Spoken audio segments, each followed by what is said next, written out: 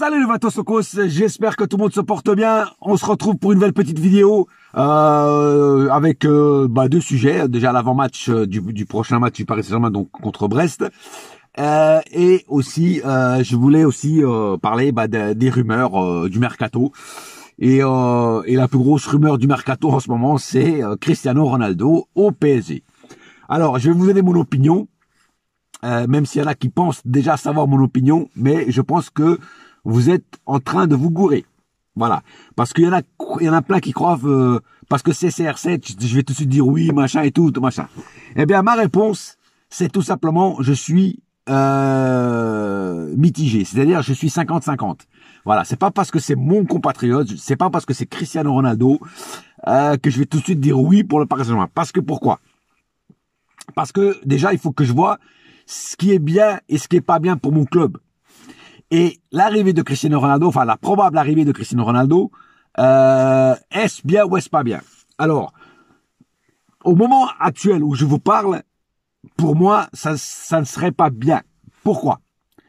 Parce que on n'a toujours pas dégraissé. On n'a toujours pas fait partir de joueurs, à part Rafinha, c'est le seul joueur qui est parti. Le reste est toujours là. Icardi est toujours là. Herrera est toujours là. Paredes est toujours là. Enfin voilà, il y a beaucoup de joueurs qui sont toujours là. Kurzawa est toujours là. Diallo est toujours là. Voilà, enfin, tous ces joueurs qui, pour moi, vous le savez déjà, et je l'ai déjà dit souvent, plus d'1 million de fois, j'ai déjà dit que ces joueurs-là n'ont pas leur place à Paris. Et je sais qu'il y en a plein qui sont d'accord avec moi. Donc, tant qu'on n'a pas dégraissé, tant qu'on n'a pas fait enlever tous ces cafards, comme je les appelle, tant que ces joueurs-là sont à Paris, ça ne serait pas une bonne idée d'aller prendre Cristiano Ronaldo.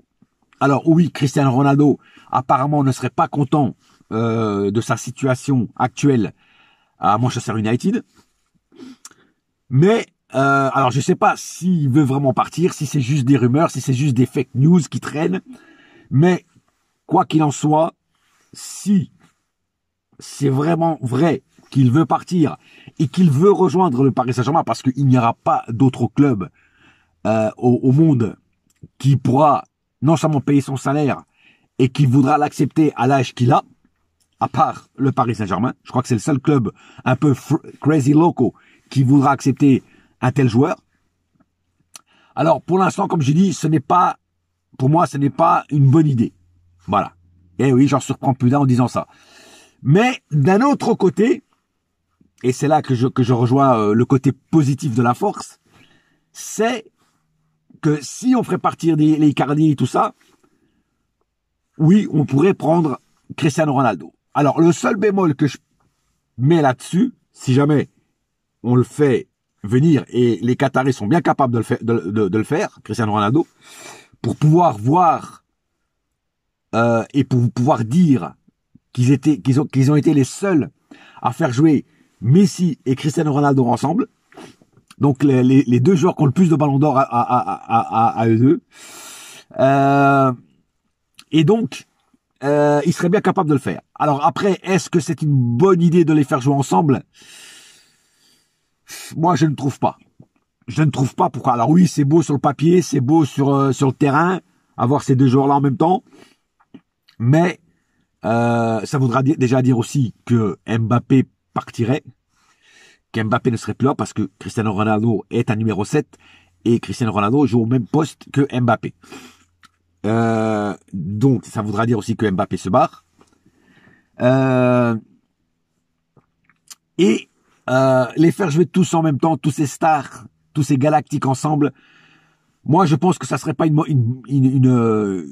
bonne idée. Je pense que ça serait une mauvaise idée. Pourquoi? Parce que c'est des joueurs qui ont des égos surdimensionnés, que ce soit Messi, que ce soit Cristiano Ronaldo.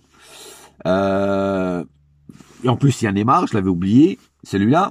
Il est tellement peu de fois là que je l'oublie. Donc ça ferait 3 grosses pointures avec 3 égos surdimensionnés. Ils joueraient que pour leur gueule. C'est-à-dire que je me demande même s'ils se feraient des passes, en fait. Tu vois ce que je veux dire? Tellement ils voudraient marquer, eux, des buts. Tu vois? Parce que ces joueurs-là, ok, ils jouent pour l'équipe, mais ils jouent aussi pour leurs stats. même à l'âge qu'ils ont, ils continuent à jouer pour leurs stats. Donc, ça serait une bonne fausse idée de faire venir Cristiano Ronaldo.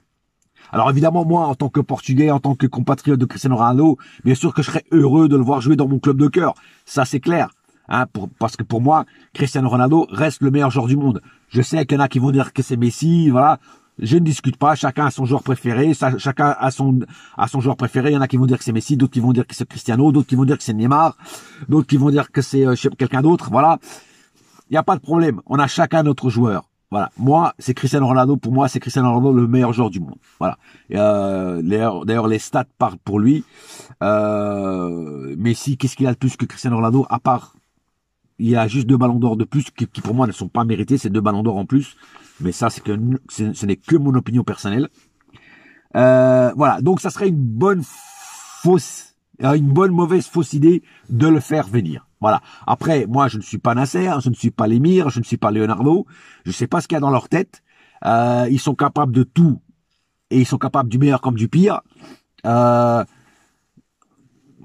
je pense qu'il y a des postes à pourvoir, des places à pourvoir à d'autres endroits sur le terrain, surtout par exemple au milieu de terrain, où pour moi, il faut vraiment des milieux de terrain de classe mondiale. J'ai bien dit de classe mondiale, pas des seconds couteaux, hein, pas des caissiers, je sais pas quoi là. Hein. Donc, pour moi, cette idée de faire venir peut-être Cristiano Ronaldo, pour moi, ça serait pas vraiment une très très bonne idée. Voilà, je vous le dis franchement. Et pourtant, Dieu sait que j'aime mon compatriote, Dieu sait que j'adore ce joueur, j'adore le talent qu'il a, j'adore tout ce qu'il fait. Mais ça ne serait pas une bonne idée parce que ça serait empiler les stars et trop de stars tue la star. Voilà. Et surtout tue le jeu. Voilà. Et en plus dans le vestiaire, je pense qu'il y aurait aucun coach qui voudrait entraîner cette équipe parce que ça serait une équipe trop dure à gérer. Trop dure à gérer. Même des Pep Guardiola, même des Jürgen Klopp, tout ça, même eux, je pense qu'ils voudraient même pas entraîner cette équipe tellement il y a des égos surdimensionnés en termes de joueurs. Voilà. Donc ça serait compliqué de trouver un coach qui accepterait d'entraîner ce genre de joueurs en sachant que qu'ils ont plus de pouvoir dans le vestiaire que lui-même, tu vois. Voilà. Donc moi, c'est ce que je pense de cette rumeur Cristiano Ronaldo à Paris. Mais après, comme je dis, les Qataris sont capables de tout, du bon comme du moins bon. Donc on va attendre pour voir et on verra bien ce que ça donne. Après, s'ils le font venir et qu'il vient vraiment, je vais pas non plus cracher dessus et je lui dirai bienvenue quand même et j'attendrai de voir ce qu'ils vont faire ensemble. Voilà, tout simplement. Maintenant, parlons de vite fait de l'avant-match. Il n'y a pas grand-chose à dire sur l'avant-match. On rencontre Brest au Parc des Princes. Match absolument à gagner parce que dernièrement les matchs c'est que des matchs nuls ou des défaites. Très peu de victoires dernièrement. Donc le match contre Lyon c'était plutôt un sale match, une purge. Dire que c'est Kerrer qui nous a sauvés à la fin du match, ou pratiquement à la fin du match. Hein, qui aurait dit ça un jour que l'homme du match aurait été Kerrer. Donc un match vraiment à gagner absolument et les Brestois, il faut les gifler, surtout au parc. Il faut les étouffer dans l'œuf et sans leur manquer de respect. Et il faut absolument gagner ce match pour retrouver le chemin de la victoire et surtout le chemin des 3 points.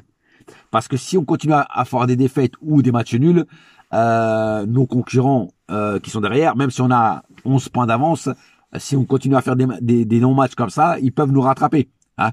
Il reste encore beaucoup de matchs de Ligue 1, hein, et donc ils peuvent encore largement nous rattraper. Donc il faut vraiment mettre une distance de plus en plus grande sur le deuxième, sur le Dauphin, pour pouvoir être plus tranquille après. Voilà. Voilà, j'ai pas plus à dire sur cette vidéo. J'espère que cette petite vidéo vous a plu. En ce moment, il n'y a pas grand chose à dire. C'est pour ça que je fais pas trop de vidéos parce qu'il n'y a pas grand chose à dire sur le mercato très calme et en général sur le PSG. Voilà, je sais qu'il y a des autres youtubeurs du PSG qui font 1 à 2 vidéos par jour. Moi, ça ne m'intéresse pas de faire des vidéos creuses. Voilà, je vous le dis franchement. Moi, quand je fais des vidéos, j'essaie d'apporter toujours quelque chose de qualité. Je ne citerai pas de blaze, c'est pas la peine.